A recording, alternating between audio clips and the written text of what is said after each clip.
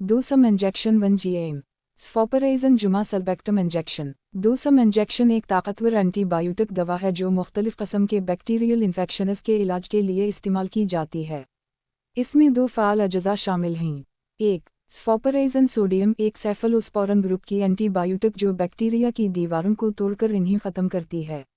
2. सल्बेक्टम sodium एक बेटा लैक्टमस inhibitor जो बैक्टीरिया की एंजाइम्स को गैर मुअस्सर बनाकर स्फोपराइजन की तासीर को बढ़ाता है। इस्तेमालात यूसेस 2 इंजेक्शन दर्ज झैल बैक्टीरियल इन्फेक्शंस में तजवीज़ किया जाता है।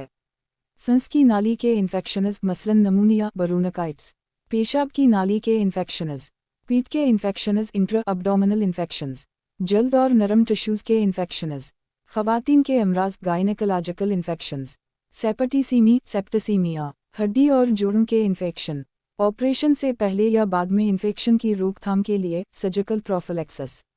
तरीका इस्तेमाल डोसेज एंड एडमिनिस्ट्रेशन ये दवा आमतौर पर इंजेक्शन या ड्रिप के ज़रिए दी जाती है और सिर्फ तरबियत याफ्ता तिब्बी अमला ही इस्तेमाल करे। बालिग़ मरीज़ों में खुराक का तयन मरज़ की शिद्दत और जिस्मानी हालत के मुताबिक डॉक्टर करता है, लेकिन आमतौर पर 1 से 2 ग्राम हर 12 घंटे में दी जाती है। बच्चों में वज़न के मुताबिक खुराक मुकर्रर की जाती है। ममनुआत कॉन्ट्राइंडिकेशंस जिन अफराद को स्फोपराइजन या दीगर सेफलोस्पोरन अद्वियात से एलर्जी हो इन्हें ये दवा नहीं देनी चाहिए। पेनिसिलिन से शदीद एलर्जी वाले मरीज़ों में भी एहतियात बरती जाती है। एहतियाती तदाबीर प्रिकॉशंस जिगर और गर्दों के मरीज़ों में एहतियात से इस्तेमाल की जाए। दौरान हमल और दूध पिलाने वाली ख़वातीन को डॉक्टर के मशवरे से इस्तेमाल करना चाहिए। दवा के दौरान अल्कोहल शराब के इस्तेमाल से परहेज़ करें क्योंकि ये शदीद रद्दमल का बाइस बन सकता है। डिसल्फिरम लाइक रिएक्शन मुज़िर असरात साइड इफ़ेक्ट्स अगरचे ये दवा आमतौर पर महफूज होती है, ताहम बाज़ अफराद में दर्ज झैल ज़िमनी असरात हो सकते हैं।